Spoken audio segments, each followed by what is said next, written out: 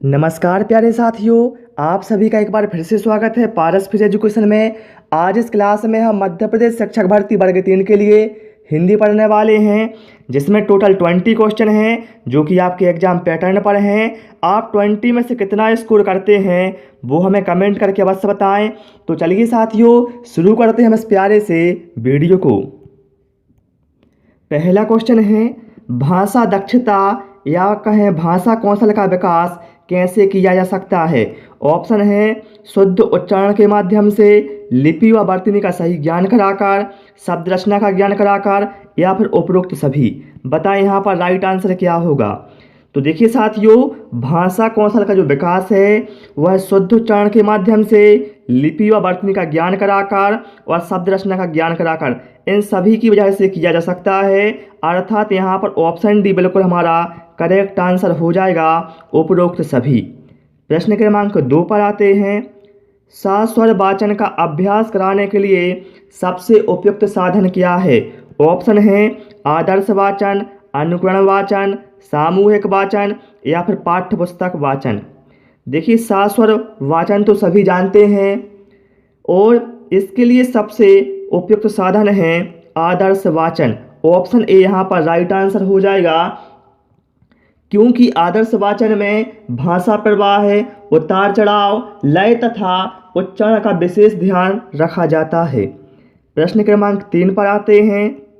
वर्तनी की दृष्टि से शुद्ध शब्द बताना इसमें से कौन सा है। अब देखिए पहला शब्द कैसा है भैया, इच्छा ऐसा नहीं लिखा जाता है, इच्छा लिखा जाता है ऐसे। ठीक है। श्रृंगार, भैया श्रृंगार लिखा जाता है इस टाइप से। ठीक है, ये गलत लिखा हुआ है। देखिए आवाहन भी गलत लिखा हुआ है, ये होता है सही आह्वान। लेकिन जो ऑप्शन डी में दिया है प्रत्यूष, ये बिल्कुल भैया सही दिया है, अर्थात ऑप्शन डी हमारा करेक्ट आंसर हो जाएगा। प्रश्न क्रमांक 4 पर आते हैं। भाषा अधिगम में प्रायः कठिनाई नहीं आती। संकोची स्वभाव, आत्मविश्वास की कमी, मानसिक अस्वस्थता, या फिर मानसिक स्वस्थता। देखिए साथियों, भाषा अधिगम अर्थात भाषा को सीखने में कठिनाइयाँ बताना किसको नहीं आती। ध्यान रखना साथियों, जो व्यक्ति संकोची स्वभाव का होगा, या फिर उसके आत्मविश्वास में कमी होगी, या फिर वो मानसिक रूप से अस्वस्थ होगा, तो उसको भाषा अधिगम में कठिनाई आती है। लेकिन यदि कोई व्यक्ति मानसिक रूप से स्वस्थ है तो उसको भाषा अधिगम में कठिनाई नहीं आती। तो यहाँ पर ऑप्शन डी हमारा करेक्ट आंसर हो जाएगा। ठीक है, चलिए साथियों प्रश्न क्रमांक 5 पर आते हैं। और यदि आपको साथियों वीडियो पसंद आ रहा है, वीडियो को लाइक करें, दोस्तों के साथ शेयर भी कर दें। चलिए अब यहाँ पर क्या है, कनक शब्द का अर्थ समूह चुनिए। भैया कनक शब्द के बहुत सारे अर्थ होते हैं। देखिए स्वर्ण भी होता है, धतूरा भी होता है, लेकिन भैया ऑप्शन ए और बी में स्वर्ण और धतूरा दोनों दिया है।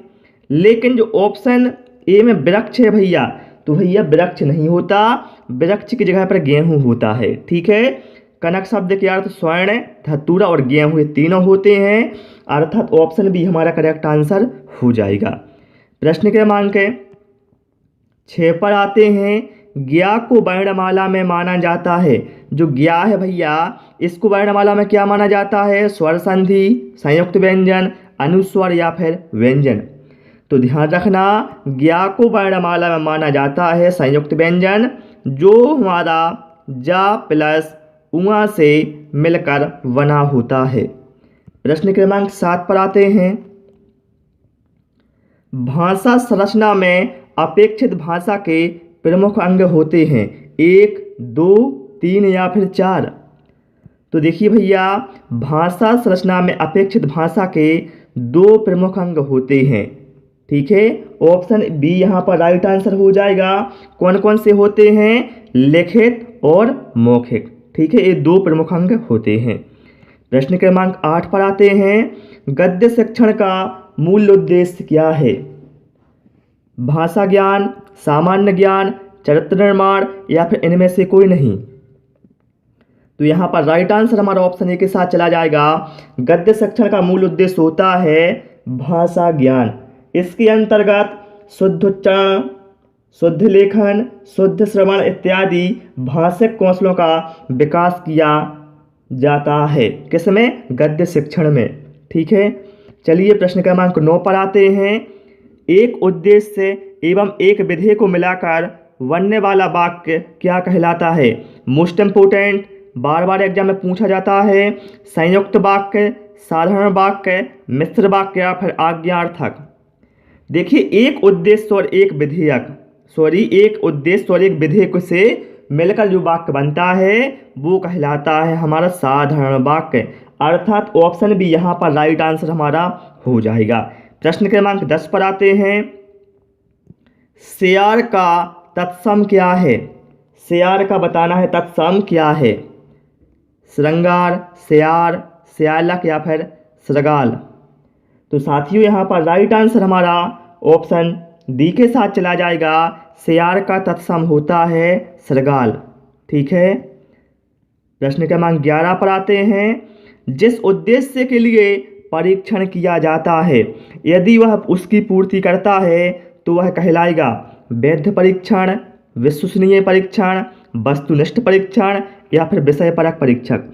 ध्यान रखना साथियों, जिस उद्देश्य के लिए आप परीक्षण कर रहे हैं और वह उस परीक्षण की पूर्ति करता है तो वह कहलाएगा वैध परीक्षण। ठीक है, प्रश्न क्रमांक 12 पर आते हैं। कार्य करने के बाद उसके बारे में जांच करना अर्थ वाली कहावत है। बताना है कार्य करने के बाद उसके बारे में जांच करना, यह किस कहावत का अर्थ होगा? और आपको इसका आंसर हमें कमेंट बॉक्स में बताना है। बहुत ही इजी क्वेश्चन है, आपको बताना है इसका आंसर क्या होगा। चलिए प्रश्न क्रमांक 13 पर आते हैं। क्या कहा गया भैया यहाँ पर? उपलब्धि परीक्षण निर्माण में समंकन योजना बनाने का उद्देश्य क्या है? निर्णय संबंधी असंगति को दूर करने में सहायता प्रदान करना, बिल्कुल सही है। प्रश्नों की संख्या निर्धारित करना, सही है। छात्रों की कठिनाइयों का निर्धारण करना। तो भैया ये सभी उद्देश्य होते हैं उपलब्धि परीक्षण निर्माण में समंकन योजना निर्माण करने का। तो यहाँ पर राइट आंसर हमारा ऑप्शन डी के साथ चला जाएगा, उपरोक्त सभी। प्रश्न क्रमांक 14 पर आते हैं। इसके बाद अब देखिए, मौन वाचन कब शुरू करना चाहिए? तीसरी कक्षा से, चौथी कक्षा से, छठी कक्षा से या फिर दूसरी कक्षा से? साथियों यहाँ पर राइट आंसर हमारा ऑप्शन सी के साथ चला जाएगा। मौन वाचन शुरू करना चाहिए छठी कक्षा से। क्यों करना चाहिए? क्योंकि भाई कक्षा 6 तक आते आते जो छात्रों की समझ है वो बढ़ जाती है और वह मौन वाचन के द्वारा छात्र अर्थ ग्रहण करते हुए पढ़ने लगता है। ठीक है, मौन वाचन सभी जानते हैं। मौन वाचन क्या होता है? मौन वाचन में क्या होता है साथियों? जो छात्र होते हैं वह लिखित सामग्री को चुपचाप बिना आवाज निकाले हुए पढ़ते हैं, यही कहलाता है मौन वाचन। ठीक है, चलिए साथियों प्रश्न क्रमांक 15 पर आते हैं।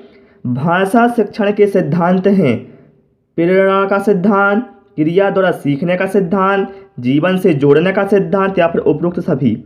तो भैया देखिए, प्रेरणा का सिद्धांत, क्रिया द्वारा सीखने का सिद्धांत, जीवन से जोड़ने का सिद्धांत, ये सभी क्या है भैया? भाषा शिक्षण के ही सिद्धांत हैं, अर्थात यहाँ पर ऑप्शन डी हमारा राइट आंसर हो जाएगा। क्लियर? चलिए प्रश्न क्रमांक 16 पर आते हैं। भाषा सीखने का स्वाभाविक और मनोवैज्ञानिक क्रम क्या है? पढ़ना, सुनना, लिखना, बोलना, बोलना, लिखना, सुनना और पढ़ना, या फिर सुनना, बोलना, पढ़ना और लिखना, या फिर उपरोक्त सभी? बताएं यहाँ पर राइट आंसर क्या होगा? तो ध्यान रखना साथियों आप लोग, भाषा सीखने का स्वाभाविक और मनोवैज्ञानिक जो क्रम है वो क्या है, इसको ध्यान रखो आप। तो SBPL अर्थात सुनना, बोलना, पढ़ना और लिखना।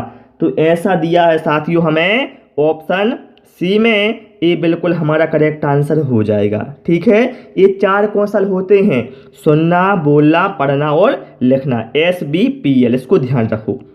चलिए प्रश्न क्रमांक 17 पर आते हैं। आपका जीवन मंगलमय हो, यह वाक्य किस प्रकार का है? इच्छावाचक है, संदेहवाचक है या फिर विधानवाचक या फिर संकेतवाचक? अब देखिए शब्द क्या है, आपका जीवन मंगलमय हो। यहाँ पर क्या है, इच्छा प्रकट कर रही है। जैसे आपने कहा सदा खुशी रहो, मतलब यहाँ पर क्या है, जहाँ पर अपनी इच्छा का बोध होता है वहाँ जो वाक्य होता है वो होता है इच्छावाचक। ठीक है, ऑप्शन ए यहाँ पर राइट आंसर हमारा हो जाएगा। प्रश्न क्रमांक 18 पर आते हैं। विद्यार्थियों में भाषा की रुचि का विकास करने का उपयुक्त उपाय क्या है? विद्यार्थियों को व्याकरण के ज्ञान को बढ़ाना। भैया क्या विद्यार्थियों में व्याकरण के ज्ञान को बढ़ा देंगे तो क्या उससे भाषा की रुचि का विकास होगा क्या? भैया इससे कोई लेना देना ही तो नहीं है ना, है ना। और बात यहाँ पर प्राथमिक स्तर की हो रही है यार। ठीक है, फिर क्या है, विद्यार्थियों को पाठ्य पुस्तकें पढ़वाना। क्या आप विद्यार्थियों से पाठ्य पुस्तकें पढ़वाएंगे तो इससे क्या है, भाषा की रुचि का विकास होगा? कहाँ से होगा भैया, इससे कुछ नहीं होने वाला है। फिर क्या है, विद्यार्थियों को मौखिक रूप से अधिकाधिक समझाना। तो ये बिल्कुल यहाँ पर सही आंसर हो जाएगा, क्योंकि यहाँ पर भैया बात प्राथमिक स्तर पर हो रही है। तो आप विद्यार्थियों को मौखिक रूप से अधिक समझाएंगे, जिससे क्या है धीरे धीरे उनमें क्या है, भाषा के प्रति रुचि का विकास होगा। क्लियर। चलिए प्रश्न क्रमांक 19 पर आते हैं। मुख्य अवयवों के निकट आने से संघर्ष के पश्चात प्रकट होने वाली ध्वनि कौन सी है? ऑप्शन है स्पर्श, अंतःस्थ, वर्चस्व या फिर ऊष्म। देखिए साथियों, मुख्य अवयवों के निकट आने से संघर्ष के पश्चात जो ध्वनि निकलती है उसे कहा जाता है ऊष्म ध्वनि, या फिर जिसे कहा जाता है संघर्षी ध्वनि। एक ही बात है, चाहे उसे को ऊष्म कह दो या फिर उसे संघर्षी कह दो। अर्थात ऑप्शन डी यहाँ पर साथियों हमारा राइट आंसर हो जाएगा, ऊष्म। रचना शिक्षण के मुख्य रूप होते हैं। ऑप्शन है 5, 3, 2 या फिर 7। तो साथियों रचना शिक्षण के जो मुख्य रूप होते हैं वो होते हैं 2। कौन कौन से होते हैं भैया? मौखिक रचना और लिखित रचना। अर्थात यहाँ पर ऑप्शन सी हमारा करेक्ट आंसर हो जाएगा। तो साथियों आज हमने 20 महत्वपूर्ण क्वेश्चन पढ़ लिए हैं व्याख्या सहित। आपको क्लास कैसी लगी वो हमें कमेंट करें, और आपने कितना स्कोर किया है वो भी हमें ज़रूर बताएं। और यदि आपको क्लास पसंद आई हो तो आपसे रिक्वेस्ट है वीडियो को लाइक करें, दोस्तों के साथ इस वीडियो को शेयर करें, और यदि आप इसी तरह के वीडियो चाहते हैं तो चैनल को सब्सक्राइब करें। Thanks for watching this video.